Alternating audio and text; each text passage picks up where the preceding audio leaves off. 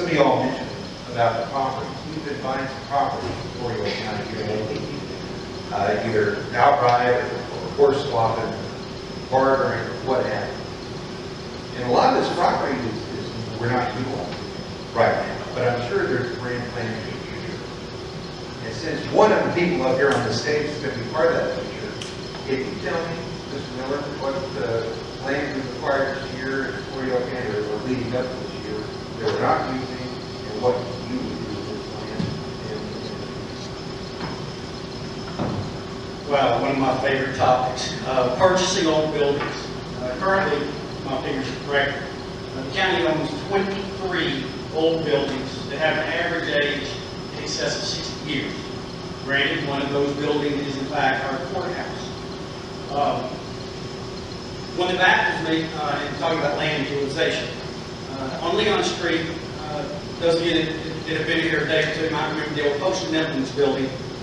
That building sits on a half-acre lot and was purchased in conjunction with another 2.9 acres next to it. A total of 3.4 acres in an old building for $400,000. That land sits partially in a residential area. I know this because I'm the chairman of the Gatesville Planning and Zoning Commission. So in fact, if the county were going to do anything with that property, it would have to be rezoned. Did I mention I'm the chairman of the Planning and Zoning Commission? I do not support choking out the downtown of any municipality, whether it's Gatesville, Turnersville, Event, whatever, by the county government. Okay? There's plenty of land to be purchased and utilized outside of our city limits, outside of anyone's city limits, so that we can put properties and land back on the tax roll where they're intended to be, where we are utilizing them for commercial purposes, for small businesses, and the growth of our community and our tax base. You don't get any more land in the county. So there's only two ways that you increase revenues, and that's increasing the value of those lands, those properties, and hopefully that's through commercial development, or we raise your taxes. And I'm not going to raise your taxes. Yes, we have a lot of land. Some of it was originally planned for to build a new jail and use some of our money to rehab the buildings we have. And that was being conservative. Yes, we have an alternative now. We have 30 acres. Yes, we have a lot of buildings. In fact, we're turning one down here in the near future because it's been a big problem for the district attorney's office. Every time it rains, it floods the DA's office. I know because I used to work there. So, yes, we do have some old buildings. We need to get rid of them. But if we start rehabbing these buildings, we're spending money. We don't need to spend money right now. I say if we grow our tax base and utilize and possibly sell some of these properties to businesses, we will actually get a return on our investment. Thank you.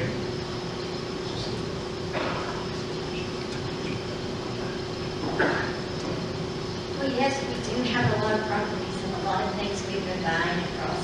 And I sit and wondered as much as I'm sure each of you have as to why we've been doing this. Now, I haven't had the luxury to be in Commissioner's Court. I have a full-time job. I'm district clerk. We have juries the same day they have Commissioner's Court. So I haven't got to be in all those Commissioner Court meetings. Now, I'm sure that our commissioners and our judge can give us a reason as to why they have brought these properties and what their reason is that they think that we should keep these properties. But the truth of the matter is, if we are going to keep these properties, then we're going to have to refurnish them. And they are going to have to be better and more suitable for each department. We can't keep buying old properties and redoing them.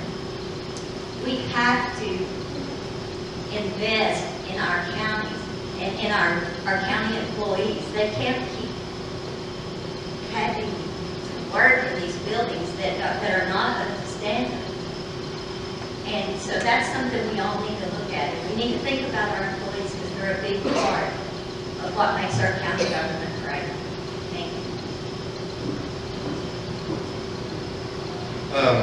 When you start with lemons, you got to make lemonade. And so I think one of the problems we have is Alan has pointed this out, we haven't had a lot of vision, and we've kind of, things come along and we say, well, gosh, we got to go ahead and buy it, so we bought them. And some of the properties, you might question whether or not, it was a good purchase or a bad purchase. I don't know, I wasn't on the negotiation of that, so I can't say. But I will say that as we go forward, we do need to develop some kind of a strategy, and we do need to work toward that. And as a person that looks at things more business-like, I think we have to say, okay, what are we going to do? Where are we going to build something? And we need to move that way and stop just knee-jerk. Something comes along and say, well, let's buy it. Well, that might not be the best decision. So, anyway. And I mentioned earlier about the vision. I started sending out Beer Weekly newsletters last June. I mentioned having the lack of a vision because just that reason. I've been going to almost every commissioner's court meeting since August of 2016. And Roger was right. When I started going, there were 18 buildings, and they had a $1 million deferred maintenance bill on them. This year, they didn't allocate any dollars to work on that deferred maintenance. If you own a house, I own a house, you know you got to keep it up. Now, like you said, we have 23 buildings, average age is 60. What's the vision? Why are we buying these weak buildings? We need to get out of the Century 21 business. Because every time we buy, the county buys a building, guess what? That's less property tax, like Roger mentioned. But guess what? The government still goes on, and that means you have to pay more taxes, and you have to pay more taxes, because it just came off the property rolls. We need to get out of that business. My vision, which I published in the newsletter 22 up in January, was that get a centralized building, and I like this idea, away from downtown, and get one building up here with a couple extra buildings, the same thing with code, and let's reduce our holdings. They'll be more efficient, they're cost efficient because they got newer windows, they got new doors, we can let them do the layout better. So yeah, I think we need to get out of the business.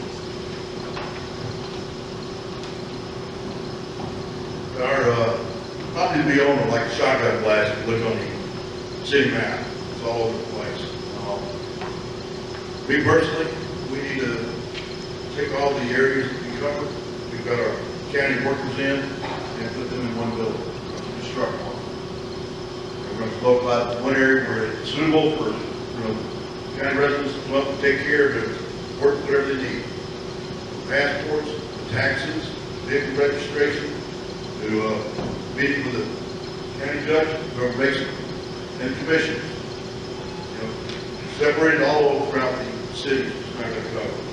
So that's what I'm going to push for. We're going to have to go and build an annex, at least a multi-story, 2 for sure, and then sell the property that we're not holding anymore. Get rid of it, make some profit possible. That's where I'm aiming.